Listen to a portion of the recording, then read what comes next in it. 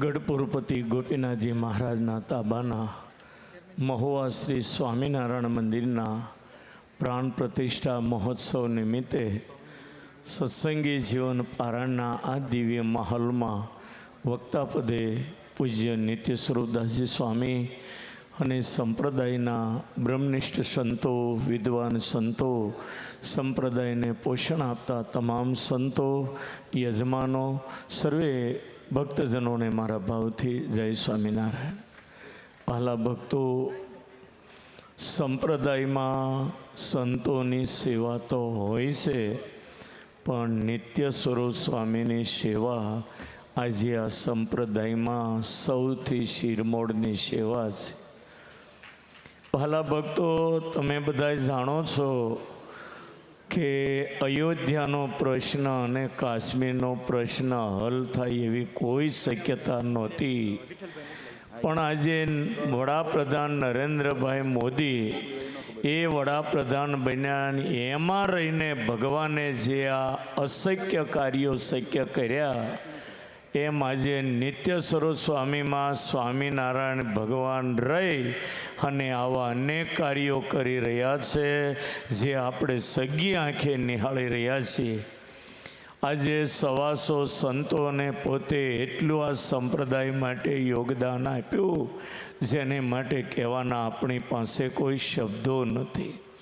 આજે આ વિસ્તાર 10-10 ગાંવ સુધી કોઈ મંદિર મોટું નથી, અને સંતો વગર આ સત્સંગ બિચારો મા વગરના બાળક જેવો હતો, અને આજે આવા ભવ્ય મંદિરનું નિર્માણ કરી અને સંપ્રદાય માટે આ બહુ મોટું યોગદાન નિત્ય સ્વરૂપ સ્વામી આપી રહ્યા છે.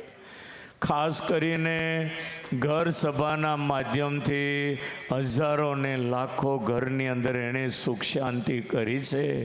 એ આ સંતમાં સ્વામિનારાયણ ભગવાન રહી અને આજે સંપ્રદાયનું બહુ મોટું કામ કરી રહ્યા છે.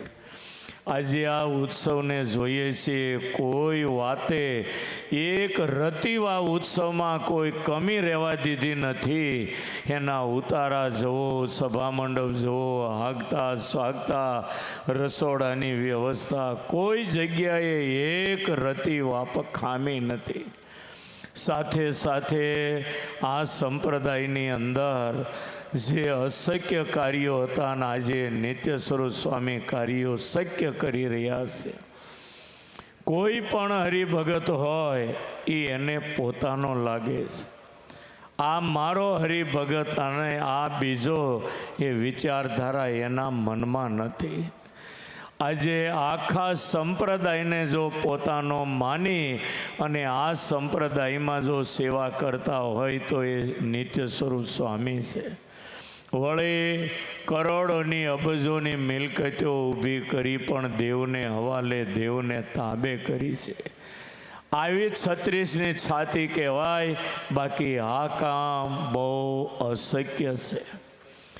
80-90 હરિમંદિરો દેવને તાબે કર્યા, અને આજે મહુવાનું મંદિર, સરદારનું મંદિર, કરોડો અબજોની મિલકત જે દેવને તાબે કરવી, આને જેટલા સ્વામીને હજારો ધન્યવાદ આપીએ ને એટલા ઓછા છે. કોઈ પણ મંદિરમાં ઘર સભા કરે એટલે એ મંદિરની પહેલી પુષ્ટિ આવી વિચારધારાવાળા સંતની અને દેવલક્ષી કાર્યો કરનારા આવા સંતને વર્ષોથી આ સંપ્રદાયને ભૂખ હતી, એ આજે પૂજ્ય નિત્ય સ્વરૂપ સ્વામી એ ભૂખને પૂરી સંતોષી રહ્યા છે.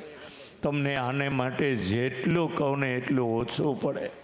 મારા ગુરુ અથાણાવાળા સ્વામીને લગભગ 2 દેશમાં તમામ હરિભક્તો ઓળખતા છે. આટલું બધું એનું નામ, એની ભક્તિ અને એનું તપ અને દેવલક્ષી સેવાઓ એવી હતી કે દેવના સેવા માટે જમતા જમતા ઊભા થઈને પણ મંદિરનું કામ હોય તો દોડીને જતા, અને સતત દેવલક્ષી કામ કર્યા. એ જ પ્રમાણે આજે નિત્ય સ્વરૂપ સ્વામીનું પણ દેવલક્ષી એવા સેવાના કાર્યો થઈ રહ્યા છે. સમયનો બહુ અભાવ છે કે કેટલાક હું એના પ્રસંગો કહું. ઘણું કહેવાનું મન થાય પણ સમયના અભાવે હું બહુ નથી કહી શકતો. બાકી આ સંપ્રદાય માટે જે નિત્ય સ્વરૂપ સ્વામીની સેવા, ખરેખર આ બધી એમની સેવાને યાદ કરીએ તો આંખમાં આંસુ આવી જાય. કરોડો લોકોને આજે દેવની સેવામાં જોડ્યા છે.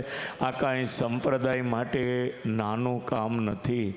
વાલા ભક્તો, આપ સૌ આવા સંતને ઓળખ્યા છે, તમે સીધા અક્ષરધામમાં જવાના એ ચોક્કસ વાત છે. આવા સંતની સાથે જીવ જોડી તમે દેવલક્ષી જીવન જીવી રહ્યા, તમને હજારો ધન્યવાદ.